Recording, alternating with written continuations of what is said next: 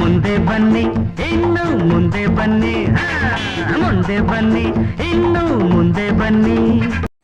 Hi hello ಎಲ್ರಿಗೂ ನಮಸ್ಕಾರ. ಹೇಗಿದ್ದೀರಾ? ನಾನಂತೂ ತುಂಬಾ ಚೆನ್ನಾಗಿದ್ದೀನಿ. ಸೊ ನೀವು ಕೂಡ ತುಂಬ ಚೆನ್ನಾಗಿದ್ದೀರಾ ಅಂತ ನಾನು ಭಾವಿಸ್ತೀನಿ ರೀ. ಓಕೆ, ಹಾಗಾದರೆ ಇವತ್ತಿನ ವಿಡಿಯೋ ಸ್ಟಾರ್ಟ್ ಮಾಡೋಣ. ಸ್ಟಾರ್ಟ್ ಮಾಡೋಕ್ಕಿಂತ ಮುಂಚೆ ಯಾರೆಲ್ಲ ನನ್ನ ಚಾನಲ್ ಫಸ್ಟ್ ಟೈಮ್ ನೋಡ್ತೀರಾ ದಯವಿಟ್ಟು ಸಬ್ಸ್ಕ್ರೈಬ್ ಮಾಡಿ, ಲೈಕ್ ಮಾಡಿ, ಶೇರ್ ಮಾಡಿ, ಹಾಗೆ ಒಂದು ಕಮೆಂಟ್ ಮಾಡಿ ಅಂತ ಹೇಳ್ತಾ, ಆಲ್ರೆಡಿ ಯಾರೆಲ್ಲ ಸಬ್ಸ್ಕ್ರೈಬ್ ಮಾಡಿದಿಲ್ಲ ನೀವುಗಳು ದಯವಿಟ್ಟು ಲೈಕ್ ಮಾಡಿ, ಶೇರ್ ಮಾಡಿ, ಹಾಗೆ ಒಂದು ಕಮೆಂಟ್ನ ಫೀಡ್ಬ್ಯಾಕ್ ಮೂಲಕ ತಿಳಿಸಿ ಅಂತ ಹೇಳ್ತಾ ಇವತ್ತಿನ ವಿಡಿಯೋ ಸ್ಟಾರ್ಟ್ ಮಾಡೋಣ.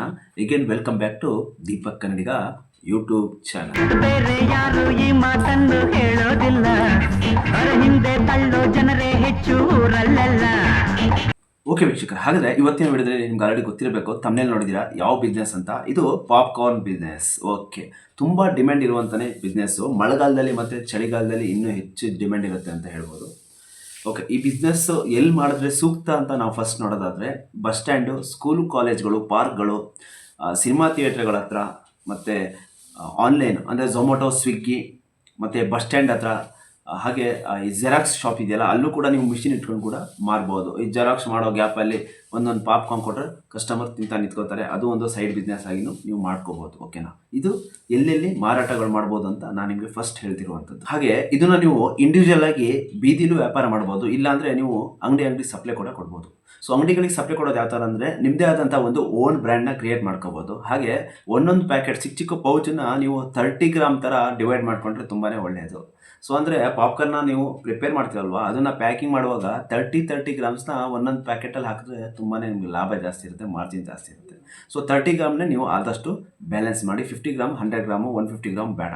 ಓಕೆನಾ, ಹಾಗಾದರೆ ಇದನ್ನು ಎಲ್ಲೆಲ್ಲಿ ನೀವು ರಿಟೇಲ್ಗೆ ಮಾರಿದ್ರೆ ಚೆನ್ನಾಗಿರುತ್ತೆ ಅಂತ ನೋಡೋದಾದರೆ ಪ್ರಾವಿಷನ್ ಸ್ಟೋರು, ಬೇಕ್ರಿ ಮತ್ತು ಸಿನಿಮಾ ಥಿಯೇಟ್ರ್ಗಳಲ್ಲಿ ನೀವು ಇದನ್ನು ಕೊಟ್ಟರೆ ತುಂಬಾ ಚೆನ್ನಾಗಿರುತ್ತೆ.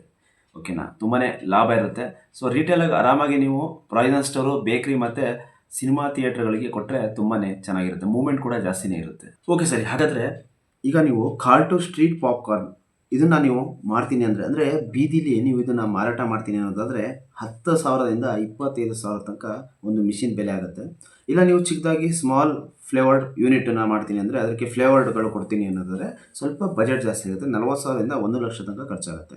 ಇಲ್ಲ ನಾವು ದೊಡ್ಡ ಮಟ್ಟದಲ್ಲಿ ಮಾಡ್ತೀನಿ, ಹೋಲ್ಸೇಲ್ ರಿಟೇಲ್ ಮಾಡ್ತೀನಿ ಅಂದರೆ ರಿಟೇಲ್ ಪ್ಯಾಕೆಟ್ ಬ್ರ್ಯಾಂಡ್ ಅಂದರೆ 1 ಲಕ್ಷದಿಂದ 2 ಲಕ್ಷ ತನಕ ನಿಮಗೆ ಖರ್ಚು ಬರುತ್ತೆ. ಇದು ಸೆಮಿ ಆಟೋಮೆಟಿಕ್ ಆಗಿರುತ್ತೆ, ಫುಲ್ ಫ್ಲೇವರ್ಡ್ ಆಗಿ ಬರುತ್ತೆ ಪಾಪ್ಕಾರ್ನ್. ಓಕೆ ಗೈಸ್, ಹಾಗಾದರೆ ಪ್ರತಿಯೊಬ್ಬರು ಕೂಡ ಲಾಭವನ್ನು ಪ್ರತಿಯೊಂದು ಬಿಸ್ನೆಸ್ಸಲ್ಲಿ ಎಕ್ಸೆಪ್ಟ್ ಮಾಡ್ತಾರೆ. ಓಕೆ, ಹಾಗಾದರೆ ಈ ಪಾಪ್ಕಾರ್ನ್ ಬಿಸ್ನೆಸ್ಸಲ್ಲಿ ಲಾಭ ಏನಿದೆ ಅಂತ ನಾವು ನೋಡಿದ್ರೆ 1 kg ಮೆಕ್ಕೆಜೋಳದ ಬೆಲೆ 30 ರೂಪಾಯಿ. ಓಕೆನಾ, ಸೊ 1 kg ನೀವು ಪಾಪ್ಕಾರ್ನ ಪ್ರಿಪೇರ್ ಮಾಡಿದ್ಮೇಲೆ ನಿಮಗೆ ಹತ್ತಿರ ಅಂದರೂ ಸುಮಾರು ಒಂದು 30 ಪ್ಯಾಕೆಟ್ನ ಮಾಡುವಂಥ ಅವಕಾಶ ಇರುತ್ತೆ. ಯಾವ ಥರ ಮಾಡಬೇಕು ಅಂದರೆ ಒಂದೊಂದು ಪೌಚ್ ಅಂದರೆ ಒಂದೊಂದು ಪ್ಯಾಕೆಟ್ ಅದೇ ನೀವು 33 ಗ್ರಾಮ್ಸ್ನ ನೀವು ಅಲ್ಲಿ ಹಾಕಬೇಕಾಗತ್ತೆ. 33 ಗ್ರಾಮ್ಸ್ ಹಾಕಂತ ಹೋದರೆ ಟೋಟಲ್ ನಿಮಗೆ 990 ಗ್ರಾಮ್ಸ್ ಆಗುತ್ತೆ. ಎಷ್ಟು ಪ್ಯಾಕೆಟ್ಗೆ? 30 ಪ್ಯಾಕೆಟ್ಗೆ. ಓಕೆ, 1000 ಅಂತ ಅನ್ಕೊಳ್ಳೋ, ಯಾಕಂದರೆ ಕೆಲವೊಂದು ಇನ್ನು 10 ಗ್ರಾಮ್ ಏನು ಅಂದರೆ ಶಾರ್ಟೇಜ್ ಏನು ಅಂದರೆ ಈ ಕವರ್ ಚಾರ್ಜಸ್ ಎಲ್ಲ ಇರುತ್ತಲ್ಲ, ಅದನ್ನು 10 ಗ್ರಾಮ್ಗೆ ನೀವು ಅಲ್ಲಿಗೆ ಅಡ್ಜಸ್ಟ್ಮೆಂಟ್ ಮಾಡ್ಕೋಬೋದು. ಟೋಟಲ್ ನಿಮಗೆ 1 kg ಮೆಕ್ಕೆಜೋಳಕ್ಕೆ ಹತ್ತಿರ ನೀವು 30 ಪ್ಯಾಕೆಟ್ನ ಪ್ರಿಪೇರ್ ಮಾಡ್ಬೋದು. 33 ಗ್ರಾಮ್ ಅಂತೆ ಪ್ರತಿಯೊಂದು ಪ್ಯಾಕೆಟ್ಗೆ. ಸೊ ಟೋಟಲ್ ನಿಮಗೆ ಎಷ್ಟು ಸಿಗುತ್ತೆ ಹೇಳಿ? ಟೋಟಲ್ ನಿಮಗೆ 30 ಪ್ಯಾಕೆಟ್ ಸಿಗುತ್ತೆ. ಒಂದೊಂದು ಪ್ಯಾಕೆಟ್ನ ನೀವು 10 ರೂಪಾಯಿ ಅಂತೆ ರೀಟೇಲಲ್ಲಿ ಮಾರಿದ್ರು, ಎಷ್ಟು ಹೇಳಿ? 10 ರೂಪಾಯಿ ಅಂತ ನೀವು ರೀಟೇಲಲ್ಲಿ ಮಾರಿದ್ರು 1 kgಗೆ 270 ರೂಪಾಯಿ ಲಾಭ ಸಿಕ್ತು. ಕರೆಕ್ಟ್ ಅಲ್ವಾ? ಒಂದು ದಿನಕ್ಕೆ ನೀವು 10 kg ಪಾಪ್ಕಾರ್ನ ಮಾಡಿದ್ರಿ ಅಂದರೆ ನಿಮಗೆ 2,700 ರೂಪಾಯಿ ಲಾಭ ಸಿಕ್ತು. ಚೆನ್ನಾಗಿದೆ ಅಲ್ವಾ ಬಿಸ್ನೆಸ್ಸು? ಆರಾಮಾಗಿ ಮಾಡ್ಬೋದು.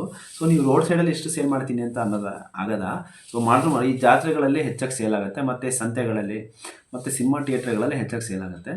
ಸೊ ನೀವು ಇದನ್ನು ರಿಟೇಲಾಗಿ ಶಾಪ್ ಟು ಶಾಪ್ ಕೊಡ್ತಾ ಹೋದರೆ ತುಂಬಾ ಒಳ್ಳೆಯದು. ಮನೇಲಿ ಕೂಡ ಮಾಡ್ಬೋದು, ತುಂಬ ಚೆನ್ನಾಗಿದೆ ಬಿಸ್ನೆಸ್ಸು, ಮನೇಲಿ ಕೂಡ ಮಾಡ್ಬೋದು.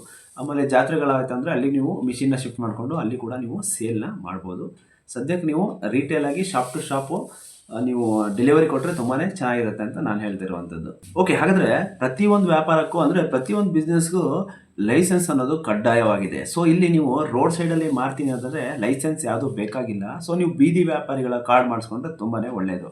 ಸೊ ನೀವು ಇದನ್ನು ಮಳಿಗೆಯಲ್ಲಿ ಇಲ್ಲ ಹೋಲ್ಸೇಲಾಗಿ ಮನೆಯಲ್ಲಿ ಇಲ್ಲ ಫ್ಯಾಕ್ಟ್ರಿಲಿ ಶೆಡ್ಡಲ್ಲಿ ಮಾಡ್ತೀನಿ ಅನ್ನೋದಾದರೆ FSSAI ಅಂದರೆ ಫುಡ್ ಲೈಸೆನ್ಸ್ ತೊಗೊಂಡ್ರೆ ತುಂಬಾ ಒಳ್ಳೆಯದು, ಸೂಕ್ತ ಅಂತ ಹೇಳ್ತೀನಿ.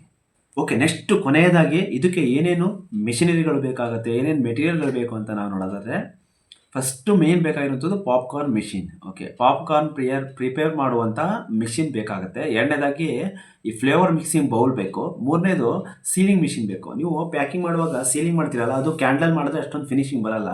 ಸೊ ಕವರು ಅದು ಸುಡುತ್ತೆ, ಕಪ್ ಕಾಣಿಸುತ್ತೆ. ಅದಕ್ಕೆ ಸೀಲಿಂಗ್ ಮಿಷಿನ್ ಇದೆ, ಅದನ್ನ ಇಟ್ಬಿಟ್ಟು ಹಿಂಗೆ ಹೀಟ್ ಮಾಡಿದೆ ಅದನ್ನು ಹಿಂಗೆ ಒತ್ತಿದ್ರೆ ಸೀಲ್ ಆಗುತ್ತೆ ಪ್ಯಾಕಿಂಗ್. ಓಕೆ, ಕೊನೆಯದಾಗಿ ಬೇಕಾಗಿರುವಂಥದ್ದು ನಿಮಗೆ ಮೇಯ್ನಾಗಿ ಈ ಪ್ಯಾಕಿಂಗ್ ಪೌಚ್ಗಳು, ಅಂದರೆ ಕವರ್ಗಳು ಅಥವಾ ಈ ಪೇಪರ್ಗಳು ಬರ್ತವೆ ಈಗ, ಒಂಥರ ಚೆನ್ನಾಗಿರುತ್ತೆ ಪಾಪ್ಕಾರ್ನ್ ಪೇಪರ್ಗಳು ಬೌಲ್ ಥರ ಇರುತ್ತೆ, ನೀವು ನೋಡಿರ್ತೀರ, ಅದು ಕೂಡ ಬೇಕಾಗುತ್ತೆ. ಸ್ವಲ್ಪ ಮೆಟೀರಿಯಲ್ಗಳು ಬೇಕಾಗುತ್ತೆ, ಏನಂದರೆ ಮೆಕ್ಕೆಜೋಳಗಳು ಬೇಕಾಗುತ್ತೆ. ಇದು ಇಷ್ಟು ಇನ್ವೆಸ್ಟ್ಮೆಂಟು ಹೇಳಿದೆ ನಾನು ನಿಮಗೆ. ಕಮ್ಮಿ ಮಟ್ಟದಲ್ಲಿ ಮಾಡ್ತೀನಿ ಅಂದರೆ ಒಂದು 15,000 20,000ರಿಂದ 30,000 ಮಾಡ್ಬೋದು ಬಂಡವಾಳ. ಇಲ್ಲ ದೊಡ್ಡ ಮಟ್ಟಕ್ಕೆ ಮಾಡ್ತೀನಿ ಅಂದರೆ 1.5-2 ಲಕ್ಷ ತನಕ ಮಾಡ್ಬೋದು. PMEGP ಲೋನ್ ಕೂಡ ಸಿಗುತ್ತೆ ಇದಕ್ಕೆ. ಆಲ್ರೆಡಿ PMEGP ಲೋನ್ ಬಗ್ಗೆ ಸಾಕಷ್ಟು ವಿಡಿಯೋಗಳು ಮಾಡಿದ್ದೀನಿ, ನೀವು ಹೋಗಿ ನೋಡ್ಬೋದು ನನ್ನ ಯೂಟ್ಯೂಬ್ ಚಾನಲ್ನಲ್ಲಿ. ಓಕೆ, ಹಾಗಾದರೆ ಇವತ್ತಿನ ವಿಡಿಯೋ ನಿಮಗೆ ತುಂಬಾ ಇಷ್ಟ ಆಗಿದೆ ಅನ್ಕೋತೀನಿ. ಇವತ್ತಿನ ವಿಡಿಯೋದಲ್ಲಿ ನಿಮ್ಗೆ ಏನಾದ್ರು ಡೌಟ್ ಇದ್ದರೆ ದಯವಿಟ್ಟು ಕಮೆಂಟ್ ಮಾಡಿ. ಆ ಕಮೆಂಟ್ ಮೂಲಕ ನಿಮಗೆ ಪ್ರತಿಯೊಂದು ತಿಳಿಸ್ತೀನಿ. ಸೊ ತುಂಬ ಲೆಂತಿ ವಿಡಿಯೋ ಮಾಡಿದ್ರೆ ಅಷ್ಟೊಂದು ಹೇಳೋಕ್ಕೆ ಚೆನ್ನಾಗಿರಲ್ಲ, ನಿಮಗೂ ಕೇಳೋಕ್ಕೂ ಕೂಡ ಚೆನ್ನಾಗಿರಲ್ಲ. ಹಾಗಾಗಿ ಶಾರ್ಟ್ ಆ್ಯಂಡ್ ಸ್ವೀಟಾಗಿ ಈ ವಿಡಿಯೋನ ಮಾಡಿದ್ದೀನಿ. ಸೊ ನಿಮಗೇನಾದ್ರು ಇನ್ನೂ ಹೆಚ್ಚು ಮಾಹಿತಿ ಬೇಕಂದರೆ ದಯವಿಟ್ಟು ಕಮೆಂಟ್ ಮಾಡಿ. ಕಮೆಂಟಲ್ಲಿ ನಾನು ನಿಮಗೆ ಇಮಿಡಿಯೇಟ್ ರಿಪ್ಲೈ ಕೊಡ್ತೀನಿ. ಓಕೆನಾ? ಓಕೆ, ಹಾಗಾದರೆ ಇವತ್ತಿನ ವಿಡಿಯೋ ಕ್ಲೋಸ್ ಮಾಡ್ತೀನಿ. ಅಗೇನ್ ಮತ್ತೆ ಒಂದು ಅದ್ಭುತ ವಿಡಿಯೋ ಬರ್ತೀನಿ. ಅಲ್ಲಿ ತನಕ ಹ್ಯಾವ್ ಎ ಗುಡ್ ಬಾಯ್.